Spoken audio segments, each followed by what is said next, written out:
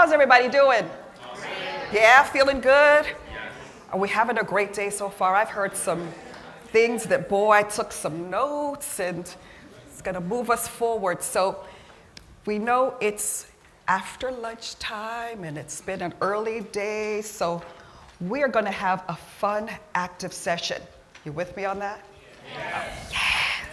Okay, I'm going to tell you just a few words about myself. I'm going to keep it kind of short because I know we want to get into things. We're going to do our 3-minute video and then we're going to jump in. So I'm Dr. Natalia Peart. I am the founder and CEO of the Catalyst Innovation Group, but before that I've had actually what I call a couple of lives. I'll tell you a little bit more about those later, but the short story is I started my career as a practicing clinical and community psychologist.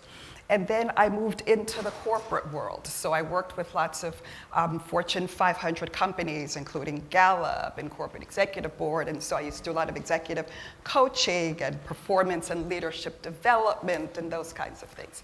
And then I moved into the social sector. I headed up a women's nonprofit and then as well was the leader of a foundation. And now I put that all together so that I can help people and organizations change successfully, understand what personal and professional success is. So that's what I do, that's who I am. Let's watch the video and let's get going, because I want to hear about you. Hi, I'm John Hope Bryant, founder, chairman, and CEO of Operation Hope and Hope Global Forums. Hope Global Forums is a thought leadership meeting of some of the most amazing minds and brilliant doers in the world, 5,000 of my friends, heroes and sheroes, who come together to make free enterprise work for all of God's children. May 29th through May 31st in Atlanta, Georgia, in the same ballroom that Dr. Martin Luther King Jr. and my hero, Ambassador Andrew Young, held their last staff meeting for SCLC's Poor People's Campaign. Dr. King had pivoted toward poverty right before he was assassinated, and in the same city where he was killed will rise up a commitment from the Mayor Strickland, who will come to our Hope Global Forum and make a commitment to help the sanitation workers and all the employees of Memphis through Hope Inside the Workplace.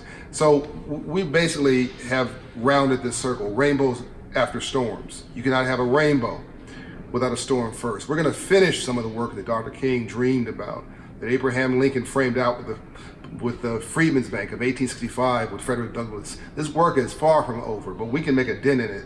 And I want you to help me make a dent in it. Not only the heroes and sheroes who are speaking there, like Jack Dorsey, founder of Twitter, and Dr. Deepak Chopra, and the CEOs like the CEO of UPS, the CEO of Delta Airlines, and billionaire entrepreneurs like Tony Ressler, all these, Jed York, the owner of the San Francisco 49ers, female entrepreneurs like Janice Bryant Howroy running a $1 billion enterprise. But what can you do? It's called Hope Commitments. I want you to go to hopecommitments.org, inspired hopefully by the work of Operation Hope, and make a commitment to change the world right where you live.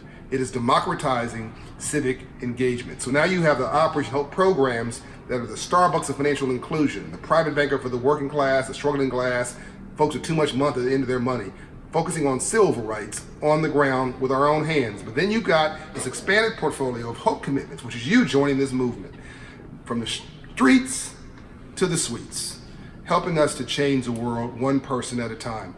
Join us as a delegate at the forum, and join us online on all the social media platforms where you can watch the Hope Global Forum for free, May 29th to May 31st live, and Squawk Box. CNBC Squawk Box will be broadcasting live from the forum, and MSNBC will be streaming from the forum. There is no excuse for you not to join this movement, and by the way, it's all free. Come and join me to change the world.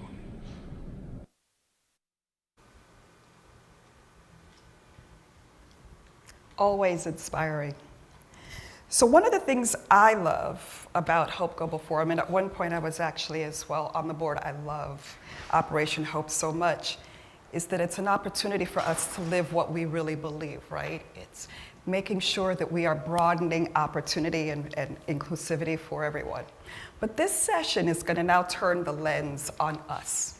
So what we're going to be talking about today is how to be future-proofed, how to disrupt, how to navigate disruptive change. how we're going to find calm in that chaos, right? And how we're going to succeed in the midst of all of that. Let me tell you why this is important to me. It's very personal. Told you about the couple of lives I've had. There was also a point, it was right after the recession. I was actually on the Fed Reserve Board. And it was this interesting time. Of course, we all know it. We know it either touched us personally or we know somebody who it touched very personally. But on that board, it was this interesting thing because I was actually heading up a nonprofit. So there were lots of people who were struggling but still trying to make it. Then all of a sudden, the rug gets pulled out from under them. There was also something interesting though. It wasn't just them, it's the staff, right? Because now all of a sudden it wasn't about helping only them. All of a sudden it became all of us. Because now we saw lots of people who thought they were doing the right thing and moving along and realizing, oh, wait a minute, am I vulnerable in a way that I didn't even understand that I was? It just kind of scrambled our brains for a little bit. And we talk about recovery, but what I realized at the time was we weren't really having the full conversation about what it means to understand our lives, our work, all of that differently. We have to do something differently.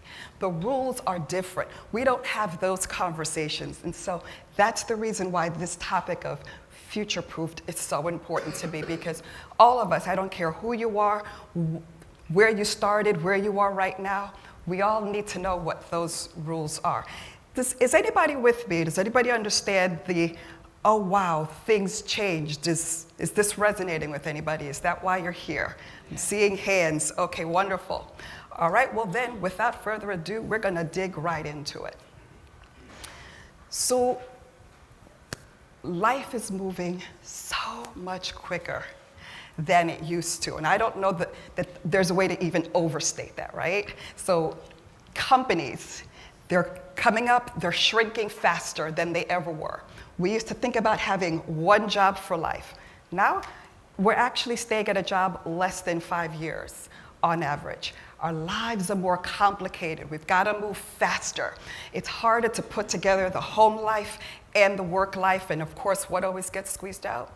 The home life, the personal, the how do we take care of ourselves? Things are just getting squeezed out.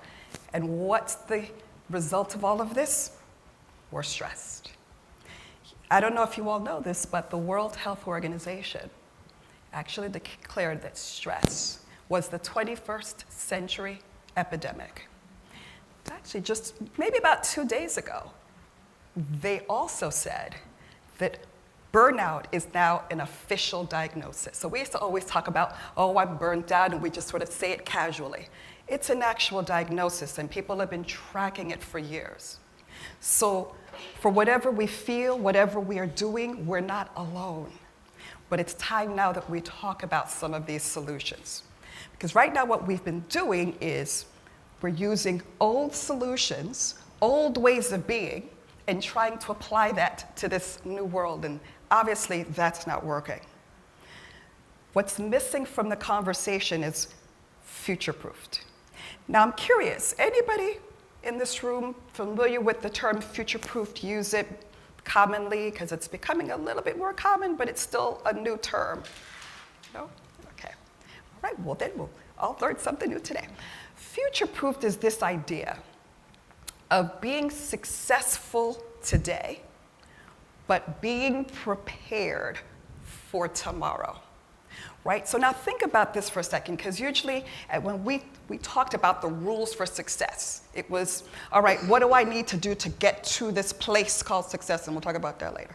But it was always, if I did those things, not only would I get to that place, and then I'd kind of be okay. Like there was this sense of safety and security. So like once you had your job and once you had your salary and once you got those things, we didn't think about being vulnerable. We didn't think about those things not being there. We didn't think about taking steps that felt backwards. That's relatively new. We felt like we were on sure ground. But now, industries are disappearing. Jobs are disappearing. Things are moving so quickly that not only do you have to know how to be successful and fulfilled in all of that today, but you need to know, how do I keep an eye around the corner? How do I look a little bit more carefully, be a little bit more prepared, so that if something happens, hey, I'm not caught flat-footed, I can keep going. And third one, how do I find that calm?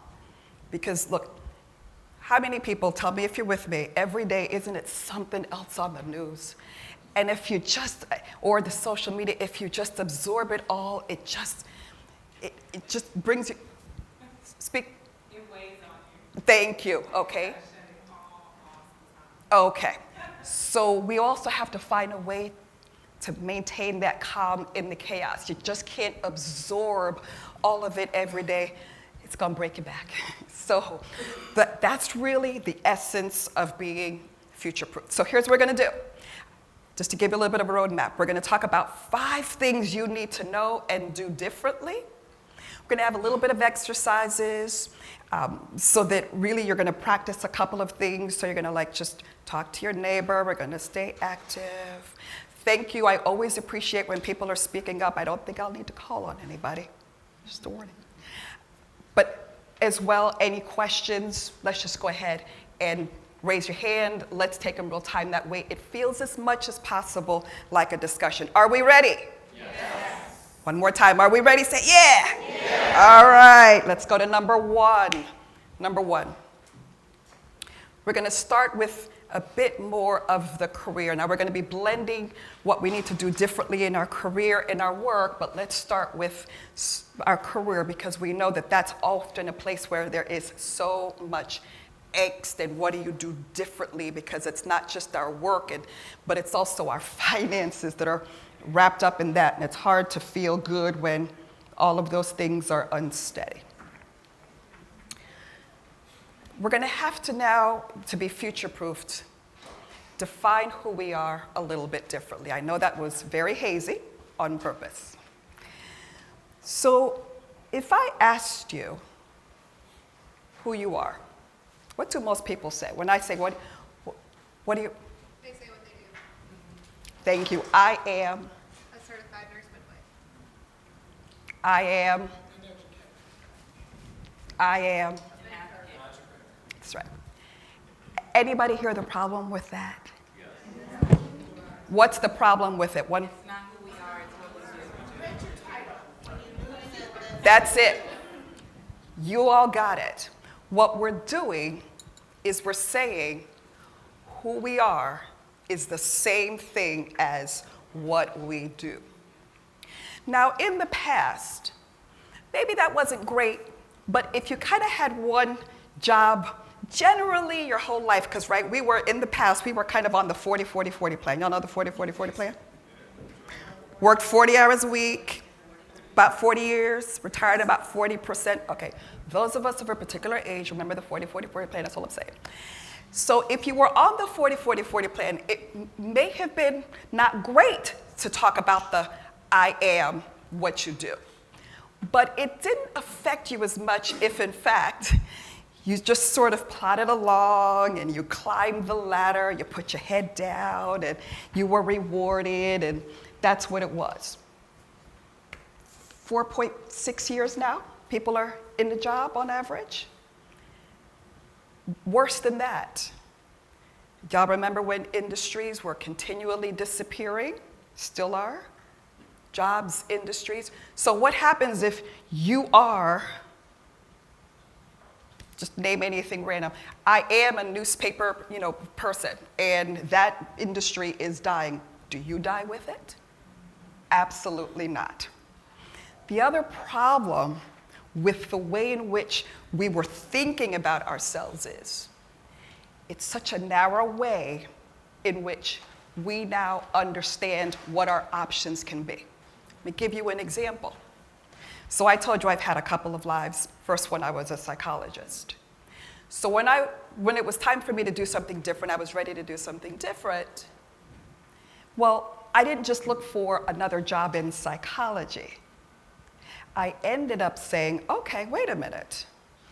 I went literally one day from being a psychologist to applying, and they thought I was crazy, applying to corporate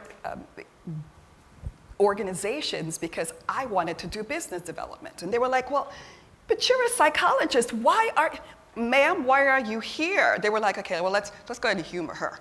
Why are you here? And I said, well, here's the thing. What do most people hate about people who do sales or consultative sales? They said people think they don't listen. I said, well, I'm a psychologist. What do they say about psychologists? They're great listeners. I said, so I can be one of your best, and by the way, I loved doing that. So my point is, if you could think about yourself in bigger ways, what is it that you're trying to get from all the things that you do? Because for all the things that I told you that I've done, what I've seen is that the common denominator is I love to solve problems for people, for organizations. It doesn't matter, big societal problems, I love solving problems. So the first thing we're going to do, and this is our first exercise, so find a buddy, find a buddy. We're going to give you 2 minutes apiece. Think about what you do, and talk a little bit about, is there a common thread to the things you've done? You may not come up with all the answers right now, but just start your brain thinking. And if there's one person out, let one person join another group or find an extra person.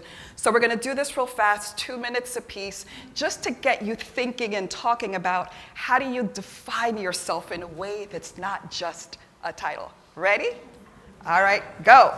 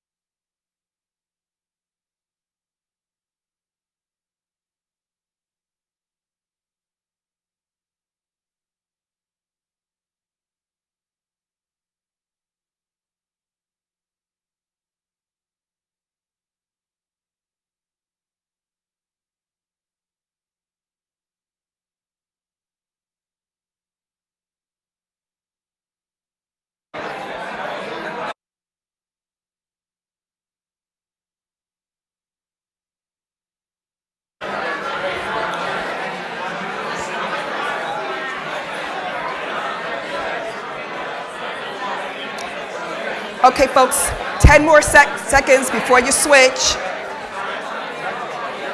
10 seconds before you switch. Oh, we're going to have time to switch. You can switch people. Well, y'all can just chat it up. Okay, folks, switch.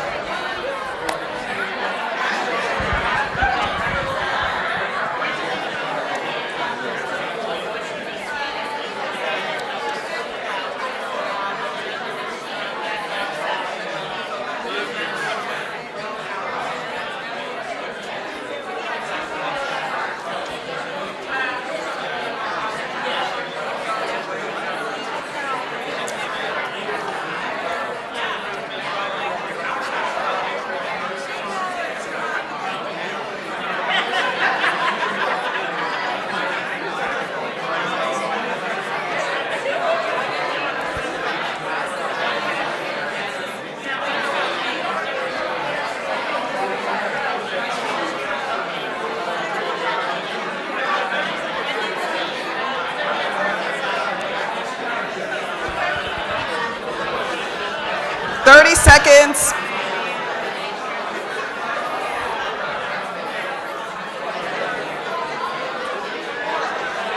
Okay, folks, start wrapping up.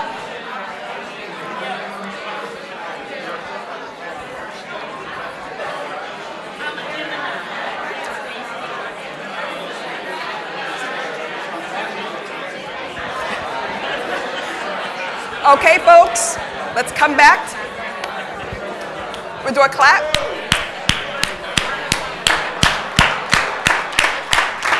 All right. Thank you for coming back. I know I got to keep us moving. Is there anybody who is dying to share an aha?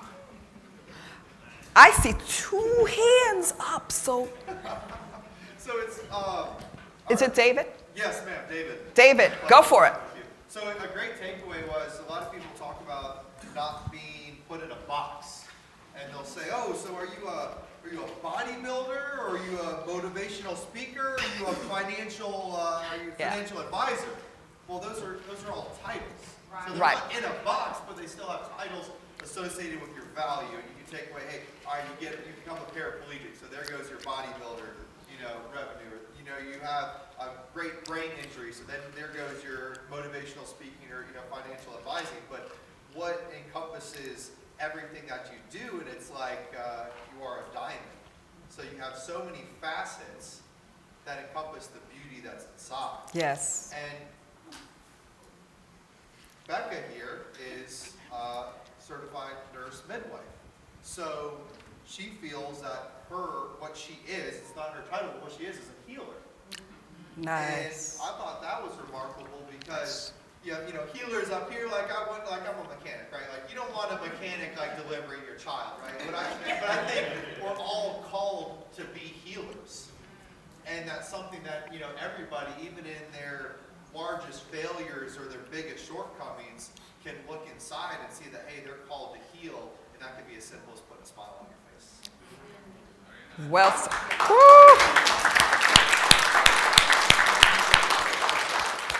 We got. With us, we had 2. Jasmine Smith. Oh. Even when you said a second ago, you said, what do you do? I yelled out, advocate. Because I'm an Nice. advocate all day, every day, 24/7, 365. And I got tired of telling people, what is it that you do? Okay, well, which meeting am I at today? Okay, today I'm Brianna's mom. Because, that's how you do. That's right. You go to the school. Hi, how are you? Oh, yeah, I'm Brianna's mom. You go to your community meeting. Who are you? Oh, I live in this district. And so I started introducing myself as my name is Jasmine Smith, so I'm an advocate. For what? Oh, of so many things. Yes. No, but that is what you all said. Beautiful, beautiful, beautiful. But I really like what Chris said. Oh. Said, because when we started talking, he says, well, for work I do this. And he was really quick to identify, for work I do this, but this is my passion. And this is what I do. And I was like, wow, okay. That is great. We're going to come back to that point as well around passion and all of those things. You all, first of all, give yourselves a hand. You did a great job. Yes. Because the point of all of this is who we believe we are is why we do what we do. So if you believe you're an advocate all day, every day, you just do that in different ways, then that's how you show up in the world. And so it's important that we can see ourselves bigger. Here's the other reason why this is important. It doesn't really matter if you work for somebody or you're working for yourself. We all have to now be the boss of our own life. We've got to be the CEO of our life. We've got to show up on our own behalf. We've got to know our own worth. It is time for us to stop thinking that if we put our heads down, someone is going to notice all the great stuff that we're doing, and they're going to say, oh, I see you. Okay, come on, come on. That's nice, but you better show up on your own behalf. You better see your value first, and don't be shy about saying it. We can no longer wait for anyone to anoint us, appoint us, or otherwise deem us worthy. We have to do that for ourselves, and so that's why this exercise is important, so keep doing it. All right, let's go on to number 2. Number 2 is the following. Most of us were taught, when we're in the job market, we're looking for what? The next job. No bueno. What you need to do is be thinking about a career playbook. Now, were we not all taught, when we think about our retirement income or anything sort of with our stock and our portfolio, what's the word that we use to make sure we are hedging against risk? It starts with a D. Yes. So why aren't we diversifying in our career? Why are we putting all the chips in? I have this one job today. Let me wait until I'm unhappy or somebody says it's time for me to go, then I'll look for another job. I think one of the issues why people are afraid to diversify Yes. is because when you are, even though I'm self-employed, I still kind of, like we discussed, sometimes still apply for stuff just to see Yeah. what the market is doing. And you always get the whole thing, you got to have a niche, you have to specialize. And then, you know, because I've worked in different industries, what I've done is brought it together. And I have to explain to people, yeah, I'm a lawyer, yeah, I do real estate, yeah, I work in advocacy, but this all comes together because it's all related. Okay, so you just moved us like 5 steps forward. Did everybody hear that? Okay, yeah, thank you. Because here's the point, that a lot of times what you're doing and the ways in which you have your hand in different things, especially since you are defining your value based upon what's important to you and not a title, it's not going to look like it all fits together for people, right? I mean, in what world does doing child psychology with, play therapy with kids on a Tuesday and, working with the Fortune 500 companies on a Wednesday, at what point does that look? Well, it doesn't make sense, but it made sense to me. So you have to not worry about, does it make sense? You're gonna have to tell your story about how it all comes together. But you now have to think, what are ways, what's my main gig? Do I put my toe in this other thing over here? Do I have a little side gig? Do I have a little side hustle? A lot of times we have the entrepreneurial bug, but what's the biggest problem? People tell you, jump out there and take a chance. Okay, Listen, okay. But the other side of it is that sometimes it becomes a little bit more difficult to do that when you've got other people and other mouths to feed and other things. So you don't want to give up on your dreams and the things you want to do, but you also know that you've got all these other things, and it's not that you are, not ready to take a chance on yourself, but too many people depend and rely upon you.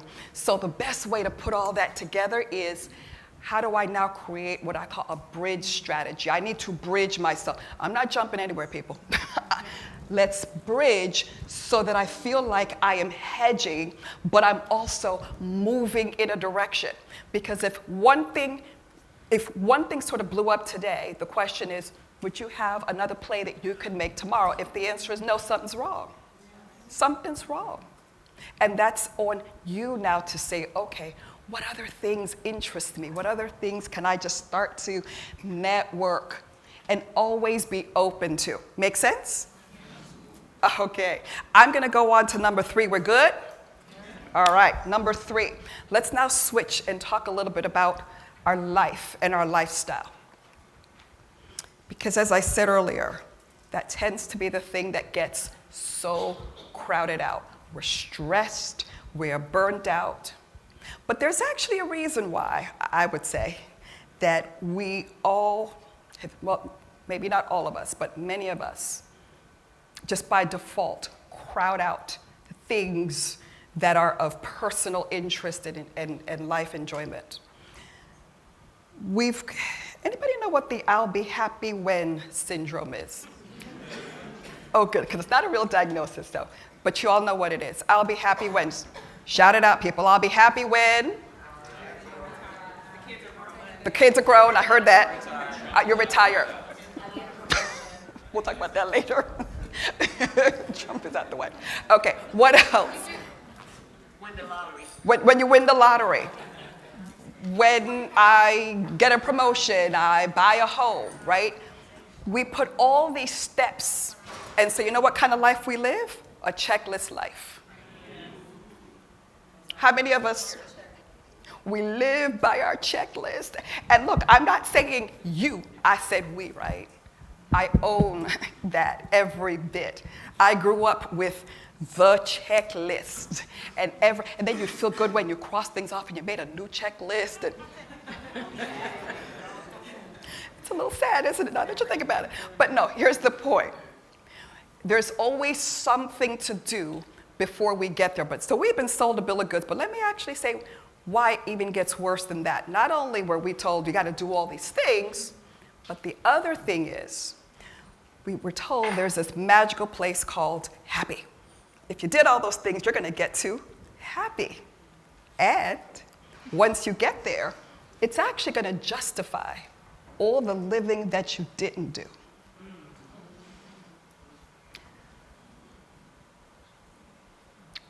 All the things you did not do. I feel that. Anybody with me? I'm just going to be real right now. Okay. You look back and you say, wow, what did I give up in the process? And is there anything that I could do today that justifies it? And guess what? No. No. So what we can do is live forward, move forward, live today. Live today. Is that making sense? Yeah. That one hits me deeply, so thank you for allowing me to be real with you, okay? Because you always get rewarded for the A and the next thing and the goals. Folks, don't do it. Don't do it. Life is happening today. It's right now. So we have to find a way, instead of saying it's a step-by-step process, we got to talk about how do you blend and how do you pull all those things together. So let's talk about how we're going to do that, okay? Please. Well, one of the things that I'm thinking about is, as you were talking about being happy and waiting to get there, is that there's also messages about, like, when things aren't going well in your life and you're happy and people say, well, what are you so happy about? Like, you don't deserve to be happy. That's right. That's right. And it's so interesting, right? Like, there is a criteria. If these things are going well, okay, well then good. Yeah. I am in a happy place right now, and if these things are not going good, woo, there's just no way. There's just no way. There's just no way. It's a journey, not a process. It's a journey, not a process. That's how I feel about life. That's it. That's it. I call it success is a lifestyle. It's not a destination, people. So you have to live a lifestyle that says every day, good, bad, or indifferent, today I choose. What do you choose? Today I choose. What are even in the midst of all the things that are busying me and distracting me, what am I going to choose today so that I feel like today was my choice? Because every day has to be a choice. So let's talk about the ways we're undermining our lifestyle. Show of hands, how many people consider themselves pretty good multitaskers? Okay, so here's the problem with multitasking. Here's the problem, right? We wear multitasking like a badge of honor, right? Because not only are we doing the checklist, but we're gonna now do all these things all at the same time so that we can cross more things off. All right, it doesn't work out that way, and here's why. Our brain can only process two things at the same time that are from two different parts of the brain. So here's an example, and I see you with me here. For example, anybody knows, like, when you're taking a shower, you get more creative. You're like, because your brain is free, right? And you're like, okay, I gotta remember what I just said so I can write this down, right? Because those two things do not compete. Those are two different parts of the brain. However, you know what we tend to do?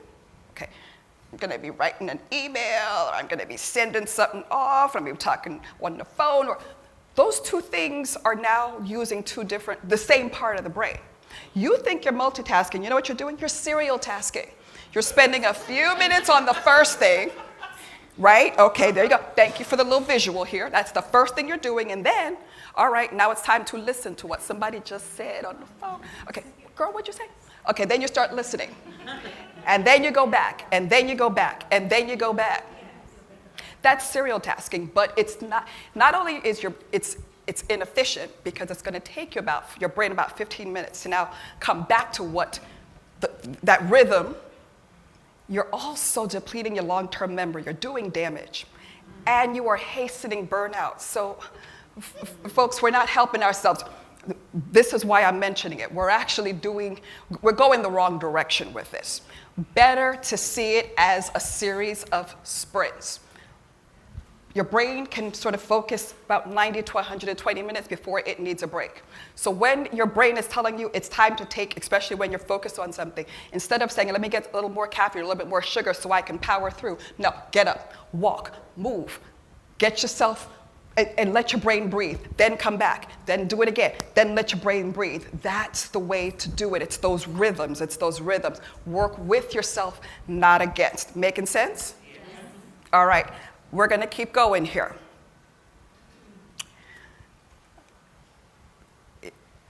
It came up, I don't know your name, but Jasmine mentioned Christopher. That Christopher was very specific about what he does for work and what he does for passion. And it's interesting because a lot of times, even if we're kind of putting these things together, our work and our personal life and our interests and things like that, sometimes we can feel like something is still disconnected. Something's just not right. And oftentimes it's because we're asking ourselves a different question, a deeper question. Does what I do matter? Is there meaning?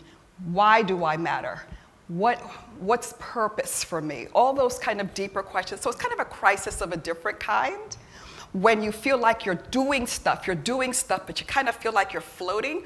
You can maybe look productive to other people, but somehow or the other, kind of like drifting in the wind, and everybody's giving you lots of kudos because, boy, you look like you can get a lot done, but you're like, I don't even know if I'm standing in place. Am I moving? Am I going by? I don't know, because I'm kind of doing this thing over here. Because you don't feel like you're anchored or you're centered in anything which is ultimately you. But here's where we go wrong, and this is why this is number 4. Oftentimes people say the remedy is, so let's figure out purpose. It's a big question, folks. I mean, a lot of times it takes a lifetime, and most people will say, while they want to know their purpose, they don't know. They can't kind of just get to that. Ask yourself a much simpler question. What matters to you deeply? It doesn't have to be only one thing. Start where you are. Just start. Start doing a little bit more of what matters to you, because sometimes just doing what matters to you, doing what comes naturally, seeing where that takes you, and then where that takes you, and then where that takes you, leads you closer as opposed to, let me sit and ponder the question of purpose, because sometimes that's too big, it's too intimidating, but you gotta start where you are. Questions? We're good? Okay. Got one more. I am not a fortune teller. I am not a clairvoyant, but I can predict what's going to happen when you leave this forum. Well, by Friday, you're going to still be really pumped, and then Saturday, you'll probably even be talking about what you've learned in some of the sessions, and you're going to still feel some of that fire. Then Sunday, you're going to start to put your attention to, oh, got to go back to work. Oh, man. So now you got to switch the brain. And then Monday morning, when the trains are running, y'all know what I mean by the trains? I don't mean the literal trains. I'm talking about the metaphorical trains in our life. We're on a time schedule. We got to get up at a certain time. We got to get the kids here. We got to do this. We got to do that. We got to drop them off. Is the daycare open? Okay. Y'all know where I'm going with that. The trains are constantly running, and now all of a sudden, we are back to the trains of our life. And then, before the end of the week, we're going to lose that clarity. We're going to lose the excitement. We're going to lose the connection. We're going to lose all that things I wanted to do, because what happened? Got crowded out. Got crowded out.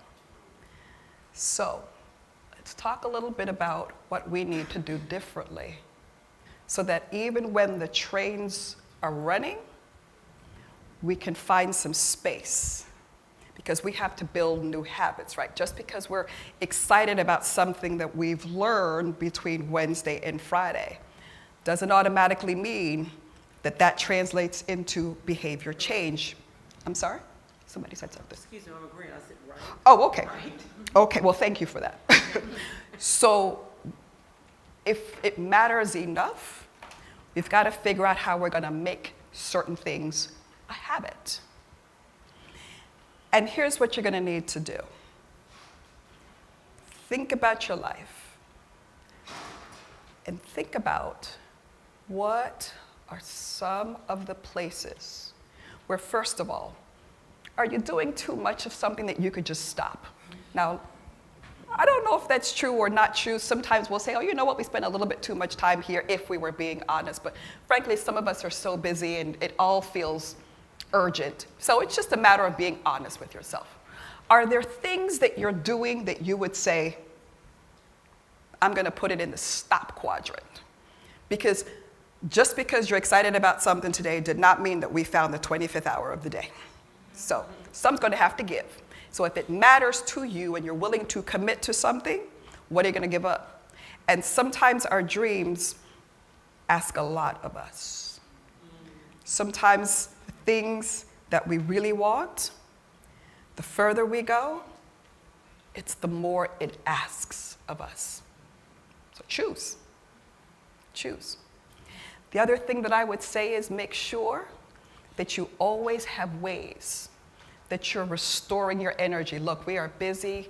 We are going from, what did our parents say? Pillar to post, pillar to post. And if we are not careful, if we're not rejuvenating, finding ways to just say, you know what, I'm not going to do anything other than be right here, right now, just in a space of calm, because sometimes doing nothing is the best thing you could do. Just sit and be present with you. So do you have time to restore, especially if you know you have stressful weeks? Restore. What can you let go of? Are you restoring enough? Are you taking care of your body? Are you energizing yourself enough? And then look, not just how you're spending your time, but where's your energy going? Because if everything in your life is about things that are draining your energy, I'm sorry, you're not going to fill up the front of the boat faster than the energy is leaking out the back of the boat. It just doesn't work that way. So you're going to have to look and say, all right, with all of these things, is there anything in here that helps me fill my boat up? And now here's the other thing that I want you to do. Because we always talk about this work-life balance. Okay, I don't work. Work-life balance is a tough thing because it almost makes it sound like it's not good unless it's equal and every day needs to be balanced. Really, we're talking about work-life integration, okay? So ways in which it works for you, the things that matter for you and to you. And by the way, those things change at different stages in our life. Some point it's more, we want more experiences, and then when it's, we have family, maybe it's more with family, or, maybe we're starting a new position and then we're more career. Allow that to kind of move with you and with your goals. And think about what does integration mean to you. And see it on a weekly basis as opposed to a daily basis. It's really hard to say every day my life is balanced. That's kind of rough. But if you could be a little bit more planful to say, okay, you know what? I've got this big project that I'm going to be working on for these 3 days. But you know what? I'm going to really kind of let myself, enjoy Thursday or, Saturday or whatever. That way, when you look across that time horizon, you could say, boy, you know what? I've got the things in that I needed to get in time to restore. I let some things go. But I also added some things that are pleasure and enjoyment, and I'm allowing myself to look forward and visioning forward. Does that make sense? I can see some questions. Make sense? Okay. I'm not sure how much time we have left. I want to make sure. Say it again? Till 3:40. Oh, so we're doing well. So what I want us to do is now, let's pair up again. You can work with the same group that you had before. And I want you to ask yourself, what commitment do you think that you want to kind of make? Because a lot of times our commitments need to be a little bit more public, and maybe it's just public in the person you don't know, but you've said the words out there. Don't let it just be in your head. Do a little bit of thinking about this, because, you know, I hope that when you leave today, it's a way for you to not just think about something different, but a way to start to do something different. So let's go ahead and do the pairs again. I'll give you about 3 or so minutes each. I heard before 2 minutes was not enough. So we'll give everybody a little bit more time. You want us to pair and say what commitments we're going to make? Say it again? Yes. Yes. A couple of you all have the last word before we leave today. Anybody so moved to share thoughts? I saw a hand go up before I finished the sentence. You're up. So often we do at conferences, we go back and we come soon back into our lives. I want you to stand up and let's make sure everybody hears you, because So you're... often we just go back to our normal lives when we leave conferences with all this good information, and then it's just put on a shelf or buried in a drawer. So we made the commitment to each other, we took pictures of each other's cards. And so as you said, when you close your eyes and take yourself to a place that brings you peace, we're going to come back to this moment and hold each other accountable for ensuring that we do something that makes Woo! One here, one there. Okay? Sorry to keep calling you all one. I can't read that far, so I apologize. This gentleman here, then you're next. We committed to balance. We committed to balance, and in terms of when things arise, you know, is it really a now emergency? You know, speaking over situations. You know, not making everything, you know, so serious all the time. Making a choice to live. You know, balancing within the marriage, within work, within growing business, within the children, within walking dogs. Just making balance throughout life so that everything is not out of balance. And everything does not have to stress out because we have not just been in that moment. Yes. And enjoyed that moment. And really live that moment. Yes. Putting the phone down. You know, putting the distractions Ooh. down. Even when it comes down to putting the distractions out of your head, are you speaking to yourself to say, hey, that's not important right now. This is important right now. And live it. Truly live it. Yes. Everybody was with you. Yes. You're next. I got to ask you your name for a second. Microphone. Michael. Okay. Did you notice that when you said the phone, everybody went, woo? We were all with you, and we had to give you a double woo when you said the phone. So thank you for that. Yes. Well, we seem to have a little bit of a theme among our group. I said that I'm Wayne, by the way. Yeah. Wayne, can you step this way? That way people, I think some people are, yeah, there you go. But make sure you're not behind the pole there, yeah. Yeah, there you go. So, you know, a couple people said that they have ideas and they seem to kind of drift. I made the suggestion of having a dedicated idea journal. And 2 of them made a commitment that they'd like that because they don't want to lose those thoughts. I personally, you know, you're multitasking person. I have a hard time even single tasking. I can be distracted by, you know, the drop of a pin. And so, you know, my commitment related to focus, not multitasking, and organize, you know, being organized.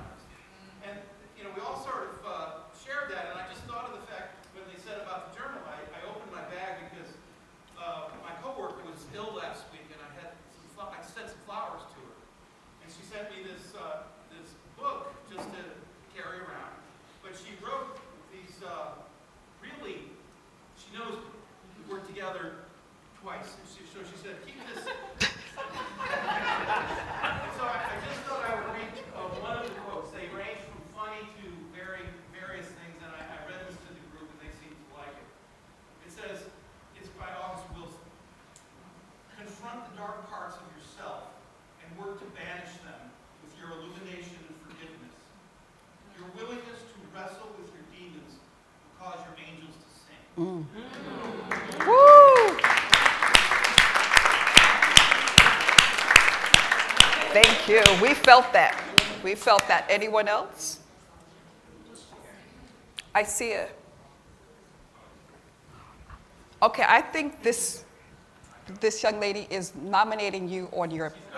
Yes. Okay, so that means you have been nominated. Hello, everyone. My name is Brian, and one of the things that we were discussing was kind of centers on having a focal point. And I know we discussed it a little bit earlier today, but one of the things that personally I do in my life is that when I think about all the things that I want to do or I'm trying to do, I go back to exactly what is it that I'm more, you could say, passionate about, or what is it that has that driving purpose in your life.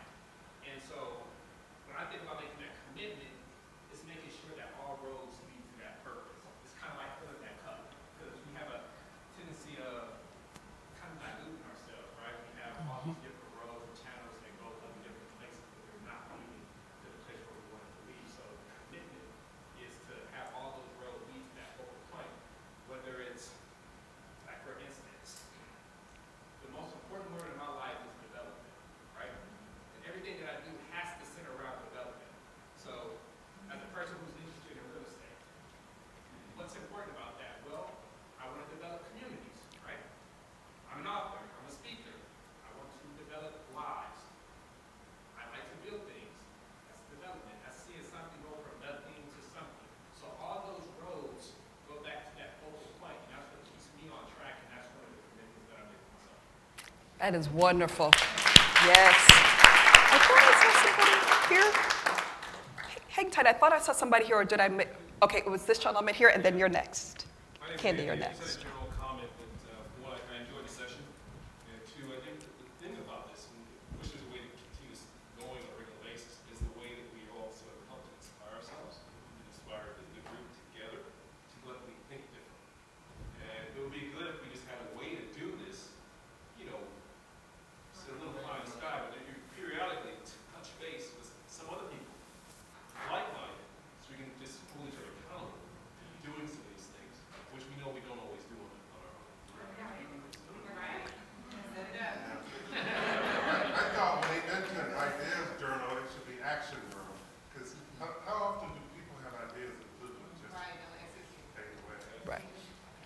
And it's wonderful because then the seeds of ideas, with the help and support of other people who are then really motivating and supporting, it then moves into action, and then you feel accountable. So, you know, I think that your point's so well taken, that the wisdom comes from each other, and the support. We all, you know, something I learned early was that we may all be in a place where we need something, but even if you need something, you have something to give. Yes.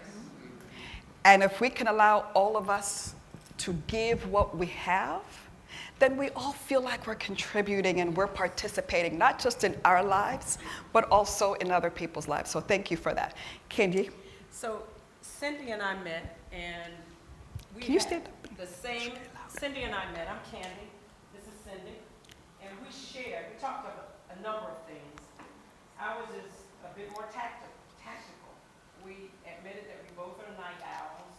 We feel like we work better in the evening through the wee hours. And we can keep going, but we're not doing ourselves justice. So our commitment was to break that habit of, because we feel like clarity comes better when everything quiets down. Yes. We recognize that that's a part of it. Everything quiets down, so we can finally give attention to the things that we're not having to respond to. Yes. So we unpeeled that to look at what leads us there, but we decided we would commit to that one thing, and that is do what it takes to get a sleep routine for ourselves, to give ourselves sleep. Yes. So we're going to work on going to stop doing in time that we can go to sleep at a decent hour and then rise and become morning people. We are morning people. Look how We fake it ambitious she through. said, morning people. So We're ambitious. on it. We're on it at night. No, that's terrific. That is terrific. I saw this gentleman, and then I see 1, 2. Carl, and now comes the exact opposite. I am a multitasker. I do a lot of things at the same time. But what I do effectively is surround people around me that have become like minds.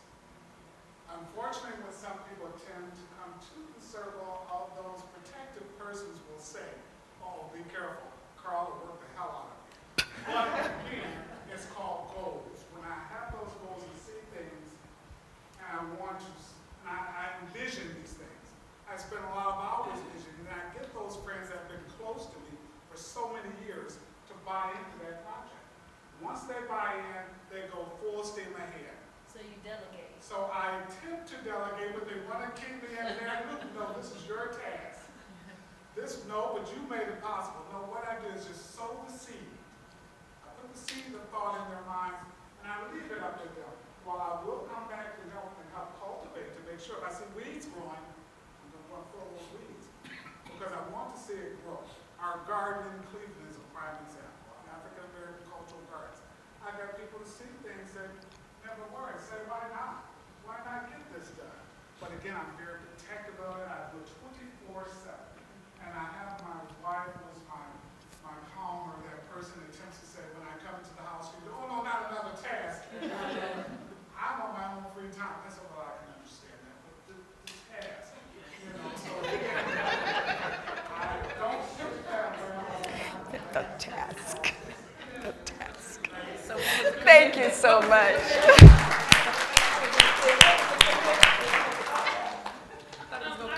Wait. I'm not sure which gentleman back here said that about the group, like staying accountable. Right behind you.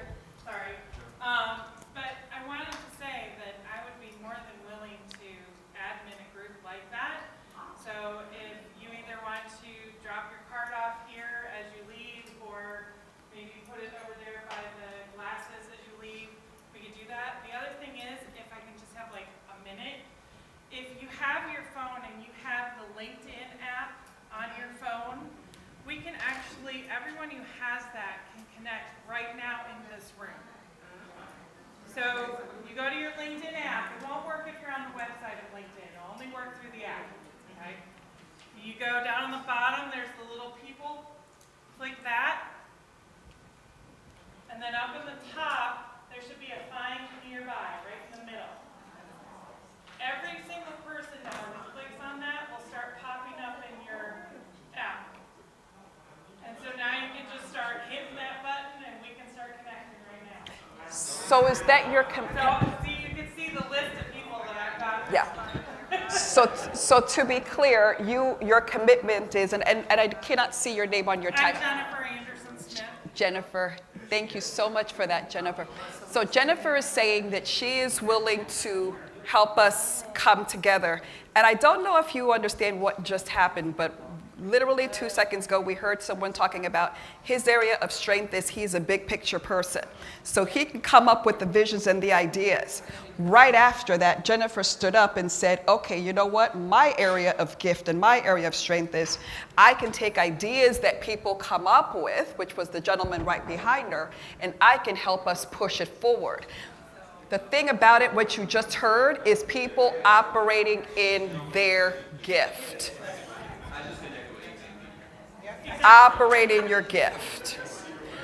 Anybody else, or it's time for us to wrap up? Listen, you all have been truly amazing, truly wonderful. I think some people are still connecting, but we're gonna. I've never gotten so many requests in a day. Thank you so much. My ego just went from. My daughter doesn't think I'm cool anymore, so yeah. Oh, you should show her that. Yeah. I'm sure she's so concerned about likes all the time. She's like, did you see my post? Can you go like my post, Mom? Yeah.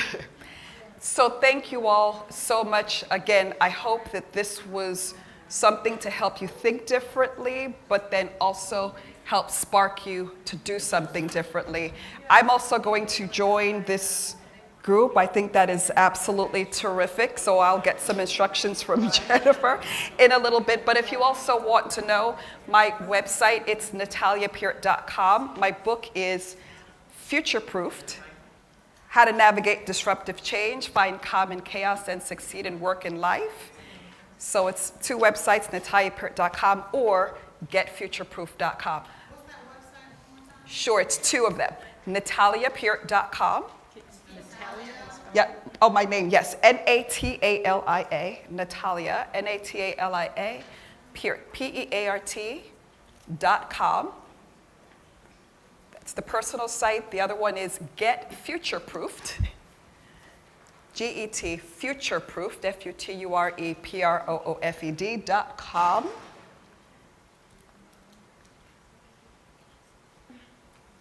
And anybody, just let me know afterward. I'm happy to connect with anybody. You all have been absolutely wonderful.